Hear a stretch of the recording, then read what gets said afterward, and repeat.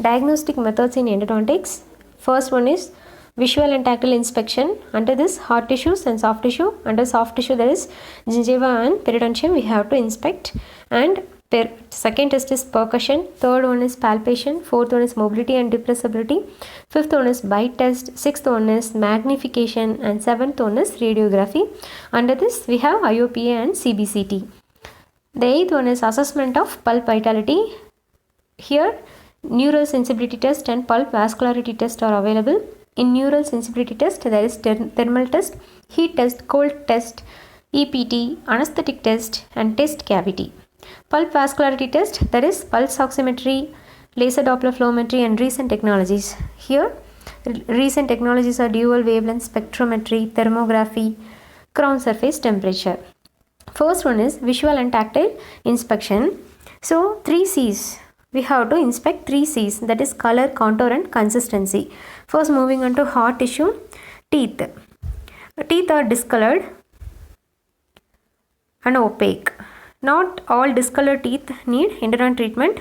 Staining may also cause discoloration. So, we have to use for inspection and visual and tactile inspection. There is eye, finger, and explorer and probes are available. If enamel cracks are present, we have to use trans-illuminator for this enamel cracks. So trans-illuminator is very important for to see enamel cracks. Next, moving on to soft tissue. In gingiva, we have to examine about the color, swelling, and consistency of the gingiva. There is flexion or spongy tissue. We have to note it. And in periodontium, there is if present of sinus tract or fistula, we have to see that. And what are the aids for periodontium? Or Williams periodontal probe and UNC 15 probe and WHO probe. These are the periodontal probes for determining the pocket depth and determining the periodontial health. So, gingival crevice or deep infrabony pocket may go undetected because of failure to use the periodontal probe. Next, moving on to percussion. Here, in percussion, there is acute pain and mild pressure. Acute pain and mild pressure, we use clinician's thumb. And also, we have to see the patient body movement, reflex, pain, reaction, even unspoken response also we have to note it. So, percussion is used in conjunction with other periodontal tests, namely palpation, mobility, and depressibility.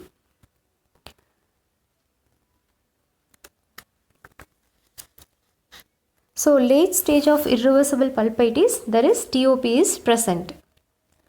Late stage of irreversible pulpitis also TOP is present. If once it involves the periapical portion, TOP is present in acute periodontitis.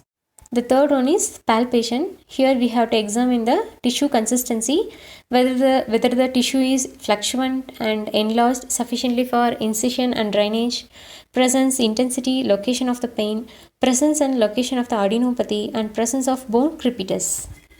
If the posterior teeth are infected, that is submandibular lymph nodes are swelled. If lower anterior teeth are infected, swelling of the submental lymph nodes. So, we have to palpate the lymph nodes also.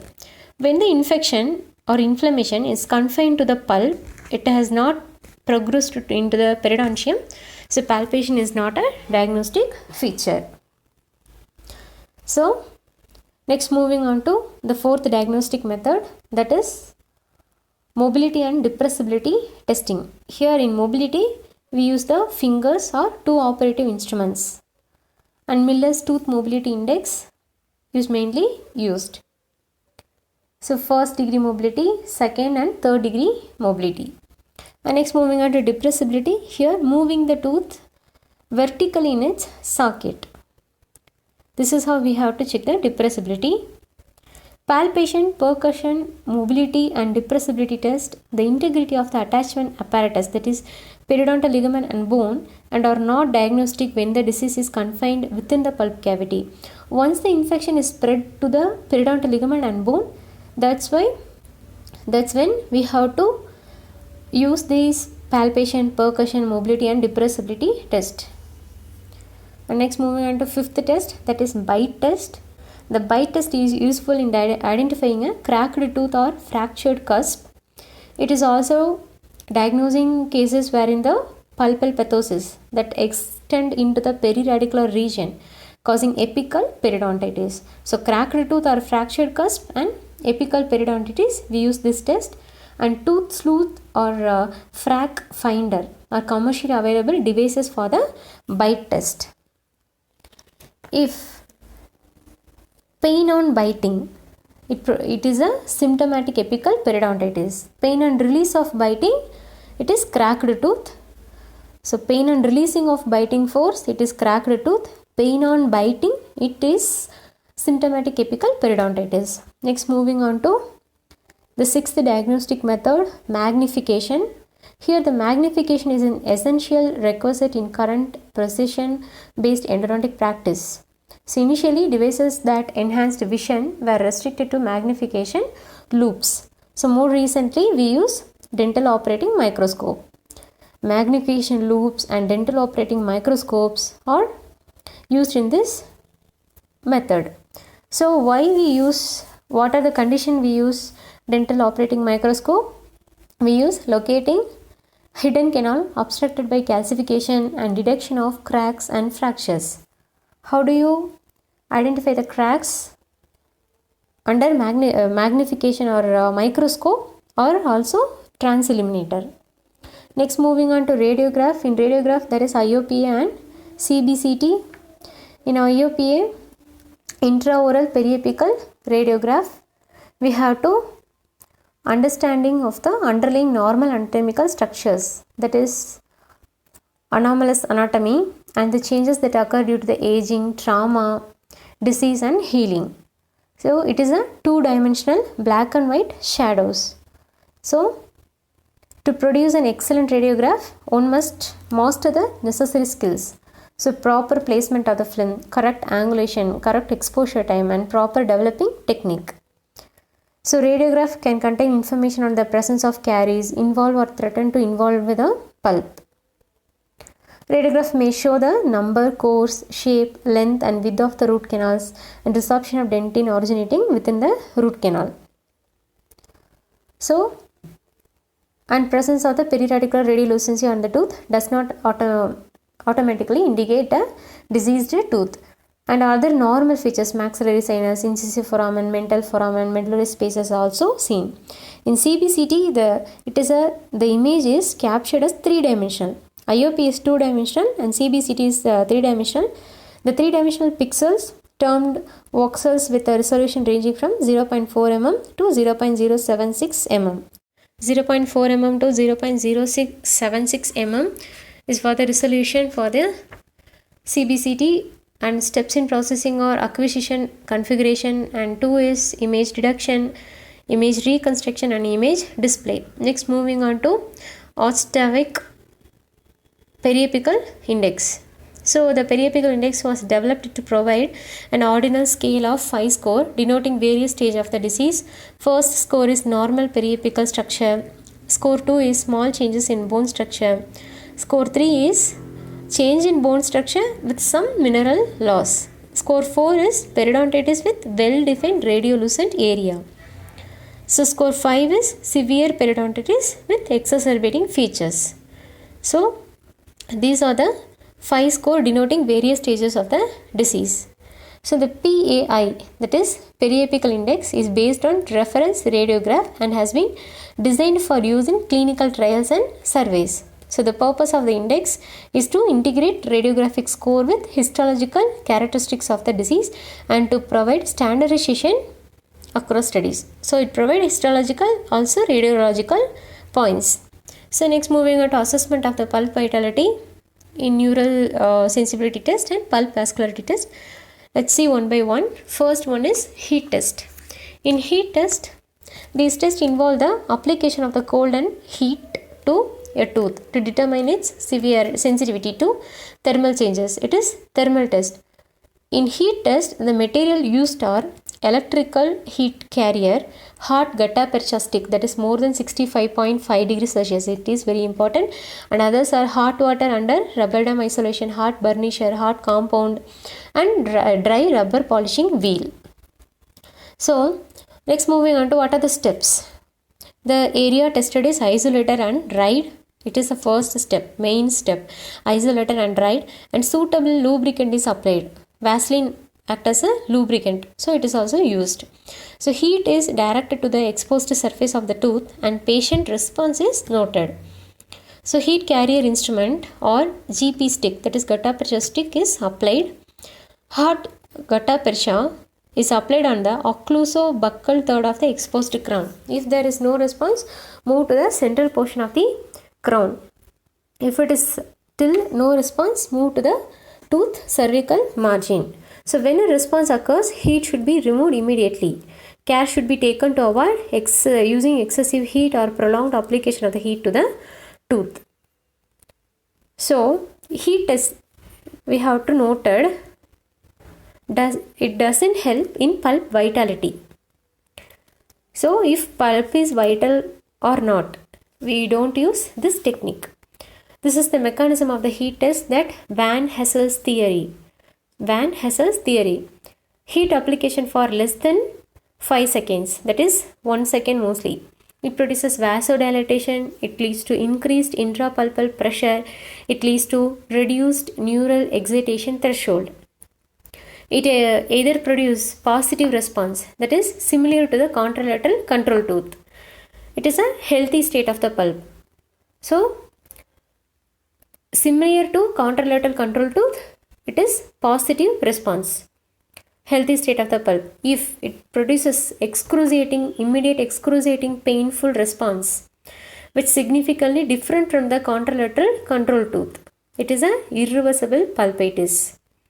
So excruciating pain is produced by the heat test, it is irreversible pulpitis, and there is no response, it is a non-vital tooth. Diagnosis to be confirmed with other vitality test. We have to take cold test and EPT for non-vital tooth. So these are the mechanism in heat test. Van Hessel's theory. So irreversible pulpitis, when we say irreversible pulpitis by heat test, it produces excruciating pain immediately. This picture showing the heat test, applying heated gutta percha stick to the tooth surface. Next, moving on to cold test. Here the materials used are endo ice, CO2 snow, that is carbon dioxide snow, pencil of ice, ice cold water under rubber dam isolation, and ethyl chloride. These are the material we commonly used. The most common method is to apply a cotton pellet saturated with 1112 tetrafluoroethane, that is endo ice, to the tooth being tested. It is very important. Endo ice is dipped into the cotton pellet is dipped into the endo ice and placed over the tested tooth. So it is the most common method we use in the cold test. And another method is wrap a silver of ice in a wet gauze and place it against the facial surface of the tooth. Compare the reaction of the control tooth. It is also used. And another method is carbon dioxide, that is dry ice. Carbon dioxide snow or dry ice. So endo ice is 1112 tetrafluoroethane and carbon dioxide snow is dry ice. Here the temperature is minus 78 degrees Celsius. Mainly it penetrates into the full coverage restoration and elicit a reaction from the underlying tooth to the cold. So the carbon dioxide or dry ice snow has also been used for application of cold to teeth. The use of a dry ice has been described by Herman. So it is carbon dioxide dry ice is described by Herman. So because the temperature of dry ice is minus 78 degrees Celsius, is able to penetrate into the full coverage restoration. So it is very important point. Next, moving on to mechanism of cold test. It is explained by Brandström's theory. Brandström's theory is explained. Mechanism of cold test. Here the cold is applied for less than or equal to 15 seconds. Here the 4 results are we get. First one is a positive response similar to that of the contralateral control tooth. So it is healthy pulp because positive response, there is no any abnormal response. It is similar to the contralateral control tooth. So it is healthy pulp. And next is short sharp pain that disappears rapidly once the stimulus is removed. So it produces short sharp pain, but once we remove that stimulus, the pain is disappeared. It is reversible pulpitis. Diagnosis is reversible pulpitis. And next is an excruciating painful response that lingers on even after the stimulus is removed. The pain is excruciating pain. Even after the stimulus was removed, the pain is still present. It is diagnosed as irreversible pulpitis. And another condition is there is no response. It is diagnosed as non-vital tooth. The diagnosis to be confirmed with other vitality test also. So these are the 4 conditions. Here the important point is we get a 2 type of result.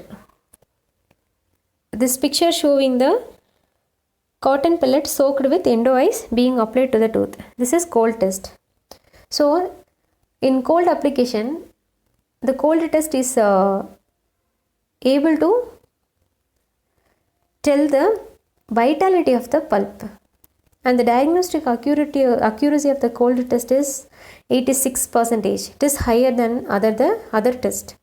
In EPT, electrical pulp test is 81% and heat test is 71%. So clinically, combination of cold test and EPT is useful. It is very important. Cold test and EPT combination is mostly used or recommended. So cold test used to differentiate between the reversible and irreversible pulpitis. It is also important. Cold test is used to differentiate between reversible and irreversible pulpitis. So cold test most effective for immature permanent teeth. It is also important. It is effective for immature permanent teeth, and also it is differentiate the reversible and irreversible pulpitis. In irreversible pulpitis, patient complained of increased pain secondary to heat test, while in such a situation, the application of the cold would cause.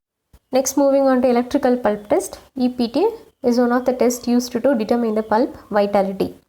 So the electrical pulp tester, when testing for pulp vitality, uses the nerve stimulation. So the objective is to stimulate a pulpal response by subjecting the tooth to an increasing degree of electrical current. So a positive response is an indication of vitality and helps in determining the normality or abnormality of that pulp. So it produces no response. It is the indication of the pulp necrosis. So positive response is vitality and no response is pulp necrosis. The procedure for electrical pulp testing can be performed in the following simple steps. What are the steps? First, we have to explain the test to the patient. Will reduce the anxiety and eliminate a biased response. And next, isolate the area of the control tooth with saliva ejector or air dry all the teeth, and check the electrical pulp test for function and determine that current is passing through the electrode. And the next step is the test is always performed on a control tooth prior to testing the tooth in question. So first we have to do it on the control tooth. Next we do on the testing tooth. So apply an electrolyte, that is Percussion paste, Percussion or toothpaste on the tooth electrode, and place it against the dried enamel of the crown's occluso-buccal or inciso-labial surface. So it is important to avoid contacting any restoration in the tooth or the adjacent gingival tissue. So we have to avoid any contacting to the any restoration or adjacent gingival tooth. So this would cause a false or misleading response if it contacting the restoration or gingival tissue. Next step is location of the probe tip.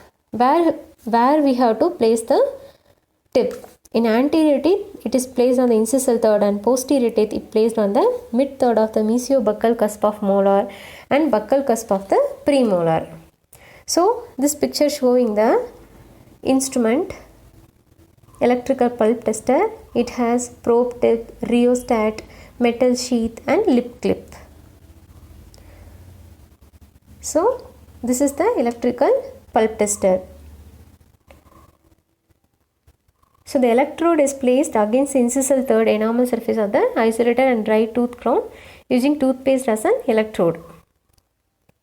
In anterior, it is placed on the incisal third, and in posterior, mesiobuccal cusp of the molars.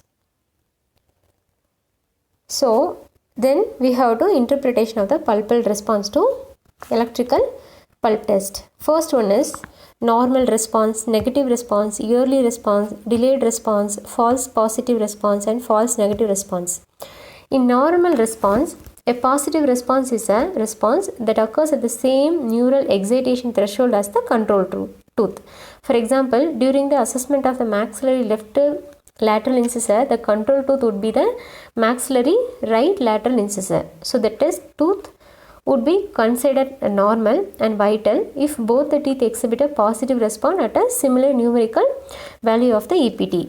So this is the normal response. A negative response, this denotes a non-vital tooth which fails to respond. Even when the tester is set to the highest electrical excitation value, there is no response. It is negative response. An yearly response, this denotes a diseased state of the pulp, as the tooth responds to a threshold which is less than that of the control tooth. So less than that of the control tooth is yearly response. Delayed response, this also denotes a diseased state of the pulp wherein the tooth responds at a significantly higher electrical excitation level than the compared control tooth. So higher than the control tooth is delayed response. Next, moving on to false positive response. Here is the example of when gangrenous necrotic pulp is present in a root canal. It is a false positive response. And multi-rooted teeth in which the pulp is partially necrotic with some nerve fibers still vital in one or more of the root canal. So in multi-rooted teeth, it produces false positive response. So there are two examples. One is gangrenous necrotic pulp and another one is multi-rooted teeth. And false negative response, first one is extension calcification in the pulp tissue or dentin. So extensive calcification in the pulp tissue or dentin. Next is increased reparative dentin and diminishing the pulp cavity and fibrotic pulp, teeth with extensive restoration and a pulp protecting base, and recently traumatized teeth, recently erupted teeth with incomplete root formation, sedative medication taken by the patient, and patient with an unusually high pain threshold. These are all the conditions patient may exhibit false negative response. So in traumatic dental injuries, the reaction to the test of pulp vitality may be negative for as long as 3 months. In case of root fracture or trauma to supporting structure, so the sensitivity test may be negative initially and have to be monitored over a period of time. Mostly we do the pulp vitality test after 3 months in injury teeth. And the most ideal way of performing a pulp sensibility test is a combination of cold test and EPT, and cold test is the most effective sensitivity test for immature permanent teeth, and EPT is not recommended for assessment of concussed teeth and immature permanent teeth. So, and also electric pulp test is not done on the teeth with full coverage restoration, because an electrical stimulus cannot pass undisordered through the acrylic, ceramic or metallic portions of the crown. So these teeth can be tested for vitality using a test cavity, but such a test should be done only under limited circumstances. So application of carbon dioxide snow is the test for choice under such circumstances. So next, moving on to anesthetic test. Here this test is restricted to patients who are in pain at the time of test, when the usual tests have failed to identify the tooth. So the anesthetized one tooth at a time. It is very localized. And last resort test. The anesthetic test is obviously as a last resort test and has an advantage over the test cavity during which iatrogenic damage is possible. So in test cavity there is iatrogenic damage is possible, so anesthetic test is used. The next test is test cavity. It is performed when other methods are failed. It is the final test where the other methods are failed. Drilling through the unanesthetized teeth. So we should not give any anesthetic solution. High speed and with a water coolant is used and sedative cement is placed over the cavity. So if no pain is felt, cavity preparation may be continued until the pulp chamber is reached. If the pulp is completely necrotic, endodontic treatment can be continued painlessly in many cases without anesthesia. So this is the test cavity. Next, moving on to pulp vascularity test and pulse oximetry. So it is a non-invasive procedure. It measures the oxygen saturation level. So here the principle, the pulse oximeter sensor consists of two light emitting diodes. One is transmit red light and another one is transmit infrared light. Red light is 660 nanometer and infrared light is 940 nanometer. So the photo detector on the opposite side of the vascular bed. Here the important point is oxygenated hemoglobin and deoxygenated hemoglobin absorb different amount of red and infrared light. So the pulsatile change in the blood volume causes periodic change in the amount of red and infrared light absorbed by the vascular bed before reaching the photodetector. So the relationship between the pulsatile change in the absorption of the red light and the pulsatile change in the absorption of the infrared light is analyzed by the pulse oximeter to determine the saturation of arterial blood. So the pulse oximeter equipment consists of pulse oximeter monitor, that is POM, pulse oximeter monitor. It gives the digital display of oxygen saturation value, and the pulse oximeter monitor is connected to a pulse oximeter sensor, that is POS, which is designed to anatomically conform to the area where the oxygen saturation values have to be assessed. So here the example are ear pulse oximeter sensor, finger sensor and toe sensor. So the POS, that is pulse oximeter sensor, is held in place with a sensor holder to ensure accurate adaptation of the sensor in the being assessed. So this technology is still in developmental stage, so it is not commercialized yet. So here the important point is pulse oximeter, it measures the oxygen saturation level. And it has two light, that is red and infrared light. What is the wavelength of this light? So next, moving on to laser Doppler flowmetry. It is also a non-invasive method of assessing and accurately measuring the rate of blood flow in the tissue. So laser Doppler flowmetry, it measures the rate of blood flow in the tissue.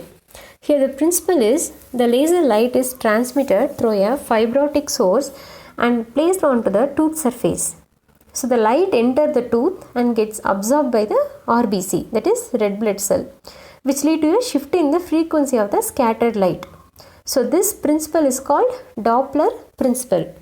So in laser Doppler flowmetry, the principle is Doppler flowmetry. So this shift in the frequency does not occur in light that is observed by the stationary object. So the proportion of the Doppler shift light is detected with the help of a photodetector. So this principle is used to ascertain the presence of the blood movement within the pulpal space. So this technique is very sensitive and requires splint to hold the sensor in the place. So care has to be taken that there are no other motion artifacts during the procedure. So currently this device has been developed for medical use and is expensive. It is very expensive. So it is not has been used as a routine special investigation in dental practice. So in laser Doppler flowmetry, it measures the rate of the blood flow in the tissue and it uses the Doppler principle. It is very important.